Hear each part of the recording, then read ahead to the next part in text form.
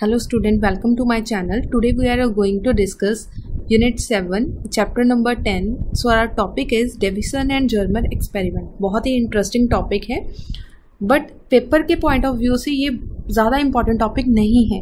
इस चैप्टर में हम ऑलरेडी पढ़ चुके हैं कि radiation have dual nature in the sense it have wave as well as a particle nature. So 1924 में डी ब्रॉगली ने बोला 1924 में डी ब्रॉगली ने बोला कि radiation have dual nature. It means particle also have a dual nature. अगर particle का dual nature है then material also have a dual nature. So इसने क्या बोला कि जो मटेरियल है it has dual nature. What is dual nature? Dual means it have wave nature as well as particle nature. Done. So अब particle nature और wave nature कैसे होगा? फॉर एग्जाम्पल आपके हाथ में पेन पकड़ा हुआ है, ठीक है, वो क्या हो गया? आपका पार्टिकल हो गया. जो आपका पेन है वो क्या है? पार्टिकल. सो छोटे छोटे पार्टिकल से ये बना हुआ है. सो हमें ये पता चल गया कि इसमें इसका पार्टिकल नेचर होगा. लेकिन जब ये चलेगा तो इसमें से वेव कैसे प्रोड्यूस होगी? इसको समझना कितना मुश्किल लग रहा है कि एक पेन चला उसमें से वेव कैसे, ऐसी वाली वेव कैसे निकल सकती है? ठीक है. सो जो डी ब्रॉगली था उसने इसी चीज पर एक्सपेरिमेंट किया कि अगर कोई चीज है, कोई भी मटेरियल है, अगर उसका पार्टिकल है देन उसका वेव नेचर भी होगा.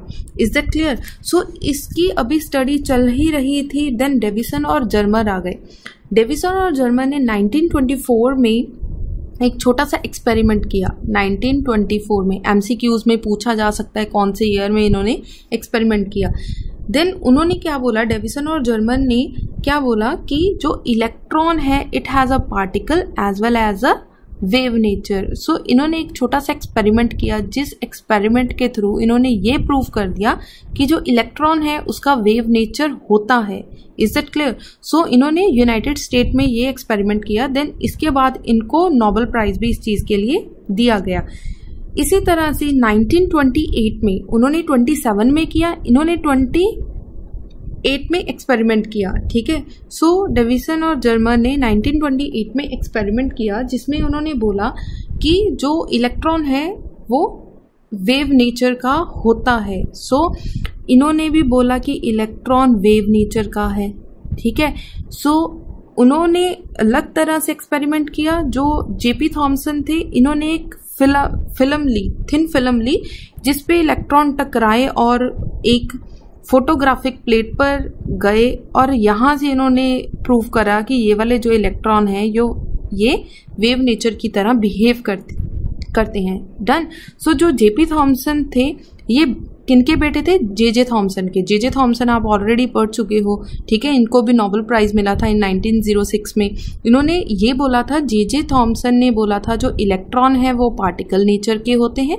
इनके बेटे ने 1928 में बोला कि वो वेव नेचर भी शो करते हैं. Is that clear? ये पेपर के पॉइंट ऑफ व्यू से इम्पॉर्टेंट नहीं है, मुझे लगा कि बताना चाहिए, इंटरेस्टिंग टॉपिक है.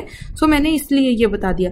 सो अब हम मेन टॉपिक स्टार्ट करने लगे जहां से हमने कुछ लिखना है या पढ़ना है. डेविसन और जर्मर एक्सपेरिमेंट. सो सबसे पहले देखिए इसमें क्या है. एक छोटी सी फिलामेंट ली, ये वाली जो है छोटी सी फिलामेंट ली. ये जो फिलामेंट है ये किसकी बनी हुई है? टंगस्टन की. किसकी फिलामेंट है ये? Tungsten filament. Why we are using tungsten filament? Tungsten ही क्यों यूज किया? जब हम टंगस्टन की फिलामेंट यूज करते हैं इसमें से थोड़ा सा भी करंट पास होगा तो इसमें से बहुत ज्यादा हीट प्रोड्यूस होगी. ठीक है. थोड़ा सा भी इसको करंट देंगे इसमें से बहुत ज्यादा हीट प्रोड्यूस होगी. जो ये फिलामेंट है, ये वाली जो फिलामेंट है इसके ऊपर एक कोटिंग की जाती है which is a barium oxide. याद रखना कौन सी कोटिंग है इसमें? बेरियम ऑक्साइड की. ठीक है. जब टंगस्टन को थोड़ी सी भी करंट देंगे तो हीट प्रोड्यूस होगी. ये वाला हीट बेरियम के फ्री इलेक्ट्रॉन एब्जॉर्ब कर लेंगे. जैसे ही उन्होंने एब्जॉर्ब किया वो अमिट हो जाएंगे. ठीक है. सो हीट की वजह से इलेक्ट्रॉन अमिट हो गए. यहाँ पे कौन सा अमिशन हुआ? Thermionic emission. थर्मोनिक अमिशन क्या होता है? हीट की वजह से जब इलेक्ट्रॉन बाहर निकल जाए. Is that clear? So thermionic emission हुई. सो इलेक्ट्रॉन बाहर निकलने स्टार्ट हो गए. जब बाहर निकले इस डायरेक्शन में इलेक्ट्रॉन बाहर गए क्योंकि बहुत हाई स्पीड से इलेक्ट्रॉन बाहर निकल रहे हैं. सो इस लाइट को इस बीम को हम बोल सकते हैं इंसिडेंट बीम. ठीक है जी। सो ये वाली जो पूरा प्रोसीजर है इसको बोल देते हैं इलेक्ट्रॉनिक गन। इलेक्ट्रॉनिक गन क्यों बोला? क्योंकि इसमें से इलेक्ट्रॉन बहुत हाई स्पीड से बाहर निकलेगा, शूट होगा। सो इलेक्ट्रॉन शूट हुआ, सो इसको हमने इसका नाम रख दिया इलेक्ट्रॉन गन।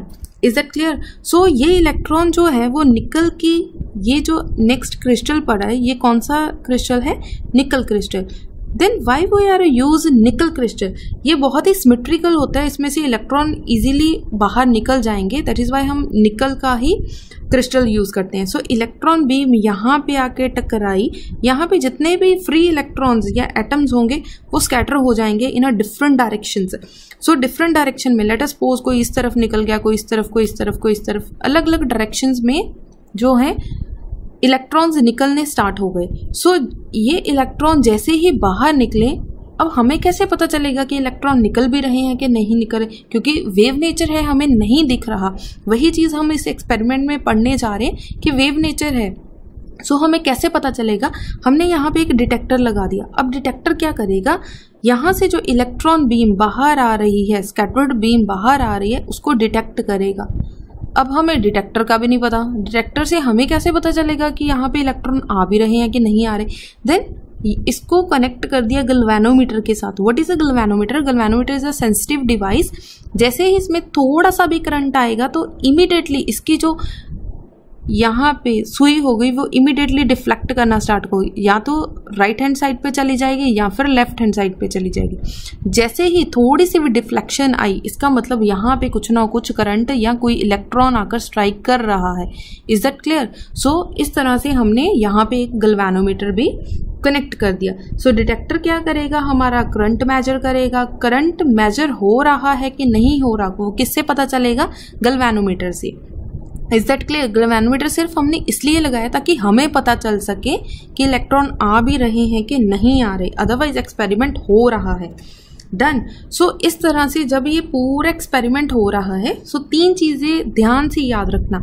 सबसे पहले आपने क्या यहाँ से प्रोवाइड करी? इसको वोल्टेज। सो जैसे जैसे आप वोल्टेज इंक्रीज करते जाओगे, आपका जो स्कैटरिंग एंगल है फाई वो चेंज होता जाएगा। सो इससे क्या फ़र्क पड़ेगा? Phi angle. जैसे ही फाई एंगल चेंज होगा, सो आपकी यहाँ पे करंट की वैल्यू भी चेंज होती जाएगी। सो इसका मतलब 3 चीज़ें चेंज हो रही हैं। सो आपको 3 चीज़ों पे ध्यान रखना होगा।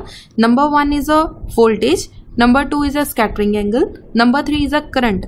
लेट अस सपोज हमने 44 वोल्टेज का, उसको वोल्ट का वोल्टेज प्रोवाइड किया। लेट अस सपोज यहाँ पे कोई ना कोई एंगल बन गया, suppose it is a phi1। Suppose तब हमारा कोई ना कोई करंट आ गया, दैट इज I1।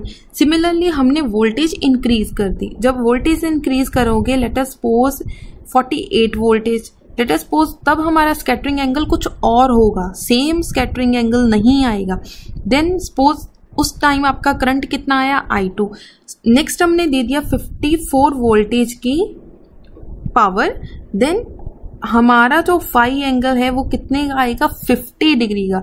ये वाला जो पोर्शन है, this is the most important. इसका ही ग्राफ सबसे ज़्यादा अच्छा बनता है या हाई बीम का बनता है, बम्प का। ठीक है। देन हमने 64 वोल्टेज दी। देन उसका जो एंगल था 54 बन गया। एंगल कितना आ गया? I4। याद रखना, जितना कम वोल्टेज होगा करंट भी कम होगा। एक इकलौता 54 वोल्टेज ऐसा है जिसपे उसका बम्प है, ग्राफ का जो बम्प है वो ये वाली जो पीक है वो सबसे ज़्यादा बनेगी।